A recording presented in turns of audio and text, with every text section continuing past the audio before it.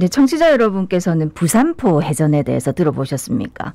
이순신 장군의 또 다른 전투인 명량, 한산, 노량 해전 등에 가려져 제대로 평가받지 못한 전투가 바로 부산포 해전인데요. 부산포 해전은 1592년 임진왜란이 일어난 그 해에 있었던 이순신 장군의 네 번째 해전입니다. 부산포 해전에 대한 첫 번째 다큐멘터리 1592 잊혀진 전투 부산포 해전 1부가 내일 텔레비전에서 방송된다는데요. 부산포 해전의 역사적 가치에 대해서 자세히 알아보는 시간 가져보겠습니다. 네, 부산 MBC 전성호 PD 스튜디오에 함께합니다. 안녕하세요. 어서 오십시오. 네, 반갑습니다. 자, 오늘 부산포 해전에 대해서 좀 많이 알려주실 텐데요. 일단 1592년에 일어났다. 근데 어떤 해전인지 설명을 좀 부탁드립니다. 예. 부산포 해전은 좀 전에 말씀하셨다시피 1592년에 이순신 장군이 4번에 걸친 해전이 있었는데요. 네. 그건 임진왜란 첫 해죠. 첫 번째가 옥포 해전이고요. 그 다음에 사천, 한산, 그리고 부산 해전 이렇게 갑니다. 예. 이제 부산 해전은 1592년 음력으로 8월 29일에 장림포를 시작으로 9월 1일에는 화준금이라고 기록에는 나오는데 학자들도 정확하게는 지금은 이 지명이 어딘지 모르더라고요. 예. 그다음에 다대포, 서평포, 영도, 초량목 그리고 부산포까지 한 130여 척의 외선을 이순신 장군이 깨서 이순신 장군만 깬 건 아니지만 어쨌든 조선 수군이 승리로 이끈 네. 해전을 말하는 것입니다. 네. 아니 그럼 부산포라고 하는 데는 지금 어디를 말하는 겁니까? 부산포라고 하면 지금 부산항 전체를 말하는 건 물론 아니고요. 이순신 장군의 기록에 보면 진성 동쪽 산에서 오리라고 이렇게 표현이 되어 있습니다. 네. 거기에 이제 왜군들이 3곳에 걸쳐서 배를 정박하고 6곳에 응전을 준비했다 이렇게 되어 있는데요. 근데 조선 후기의 진성이라고 하면 자성대거든요. 네. 근데 그건 이제 그렇게 위치를 고정하면 안 되고 네. 조선 전기와 임진왜란 때까지라면 증산공원, 지금의 증산공원이 있습니다. 네. 좌천동에 있는데 그 아래쪽이라고 특정할 수 있는데 이 프로그램을 통해서 저희가 그 옛날 18세기부터 20세기 부산항 지도를 분석해서 장소를 특정하긴 했어요. 네. 근데 네. 프로그램으로 확인하시면 좋겠습니다.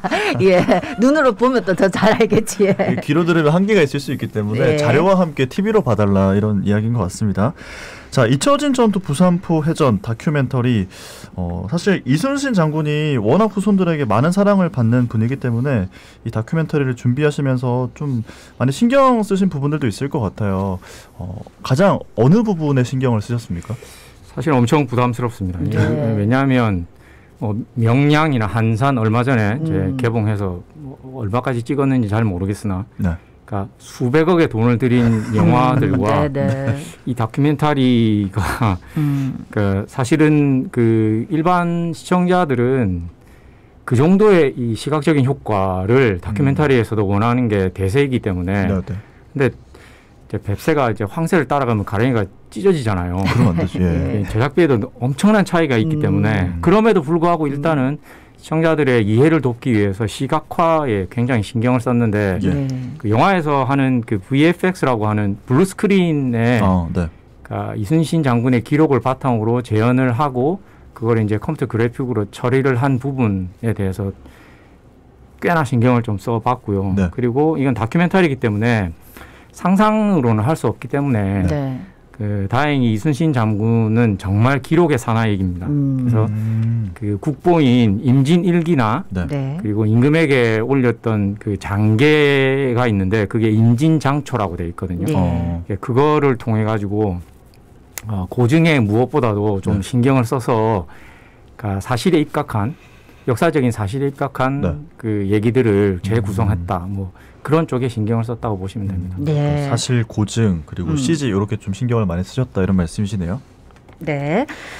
근데 이제 또 다큐를 이제 찍으시면서 만드시면서 또 공부도 많이 되셨을 것 같은데 조선 수군이 일본 수군을 상대로 대승을 거둘 수 있었던 요인에 뭐가 있었을까요?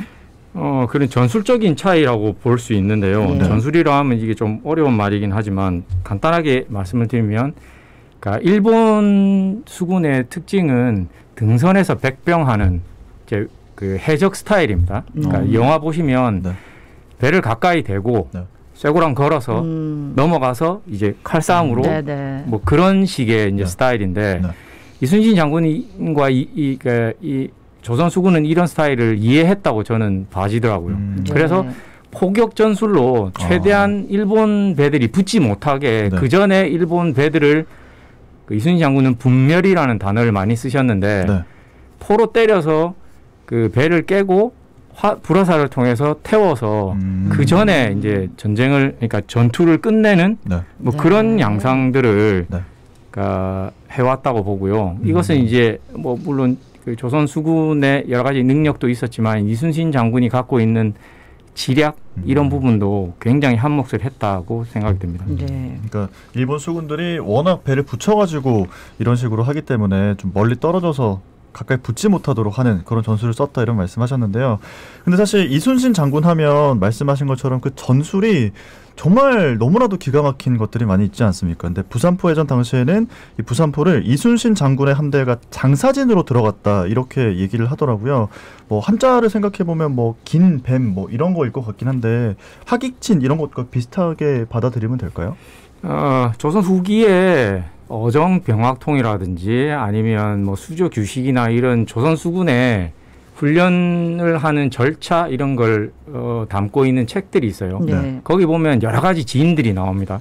그거를 1년에 2번씩 계속 조선 수군도 조선 후기에도 연습을 한 것으로 미루어 보면 임진왜란 때도 그런 전술적인 부분은 있었다. 근데 이거는 이제 그 해전을 하는 것이긴 하지만 일본 해군들이 그 부산포에서 정박하고 있었기 때문에 그런 폭우로 공격할 때는 장사진 지금 말씀하신 대로 긴 뱀처럼 쭉 일자진으로 들어가서 공격을 했다고 이순신 장군이 쓰고 있거든요. 네. 근데 뭐 그 하객진은 이제 펼쳐서 그러니까 뭐 한산해전 이런 거 영화로 보시면 아시겠지만 그런 거고 그러니까 횡진이죠.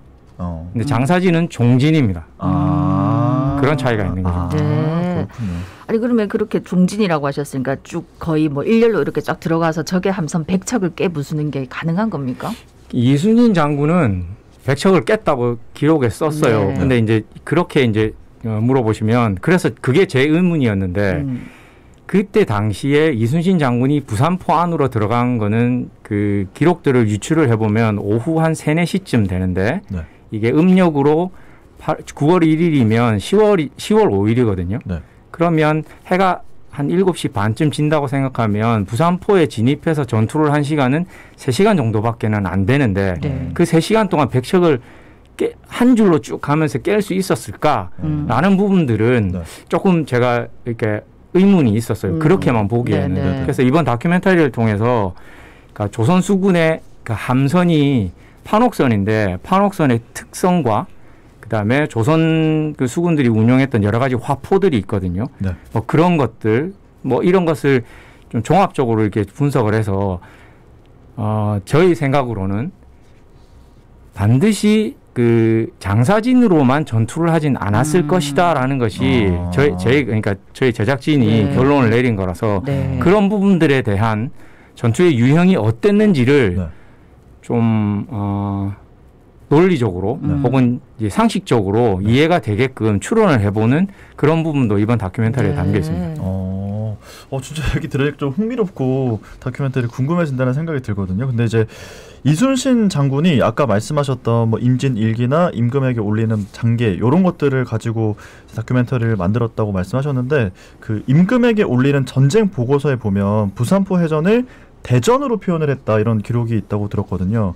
이것도 이제 이번에 라디오에 홍보하는 멘트에도 계속 나오고 하던데 이 부분 좀 자세히 설명을 해주시죠. 예, 뭐 사실은 그 이순신 장군이 스스로 쓴 기록에 큰대 전투 전 이렇게 대전이라고 쓴 것은 이 부산 해전이 유일한 것 같아요. 근데 그 사실을 잘 모르고 있었어요. 명량이나 한산이나 이런 전투들이 너무나 드라마틱하기 때문에. 근데 이순신 장군 스스로 평가했을 때 이것이 대전이다라는 것을 그러니까 저희가 다큐멘터리를 준비하면서 그러니까 발견하게 된 거죠. 그러니까 이순신 장군의 부하 중에 굉장히 아꼈는데 부산포 해전에서 돌아가신 정훈 장군이라는 분이 있어요. 이제 그분을 그 사당에 그러니까 위패를 모시게 해달라 배향이라고 표현을 하는데 그것을 하게 해달라고 선조에게 올린 장계에 보면 네. 부산 대전이라고 기록이 되어 있습니다. 아니 이제 부산포 해전이 쭉 말씀드렸지만 그동안 다른 전투에 비해서 많이 제대로 평가를 못 받았는데 이번 다큐를 제작하시면서 큰 의의를 발견하셨다면 어떤 게 있을까요? 지금 시간 조금 부족해가지고. 예, 그러니까 사실 평가를 못 받고 있었던 건 맞는 것 같아요. 그러니까 그 해전 대첩이라고 했었을 때는 네. 아주 그 전투 자체가 엄청나게 큰 전투이거나 아니면 전쟁의 양상을 바꿀 만큼의 그 어떤 분기점이 되는 그런 전투여야 되는데 네. 부산포 해전을 분석을 해보면 그런 부분들이 분명히 있거든요. 네. 그러니까 외성을 쌓게 하는 거라든지 아니면 도요토미 히데요시가 그러니까 조선 땅으로 못 오게 한다든지 아니면 조선하고 명나라하고 일본하고가 강화 교섭을 하게 한다든지 이런 임진왜란의 전쟁의 양상 자체를 바꾼 부분이 있는데 그런 부분들에 대한 평가가 제대로 안 돼 있다라는 것들을 네. 다큐멘터리를 통해서 좀 얘기를 하고자 합니다. 그리고 가장 중요한 거 방송 언제 되는지 시간 알려주시고 가시죠. 내일 저녁 8시 40분 네. 1부를 방송하고요. 네. 그리고 그 다음 주에 2부 토요일입니다. 네. 또 11월 5일 저녁 8시 40분에 2부 방송이 됩니다. 네, 오늘 말씀 고맙습니다. 고맙습니다.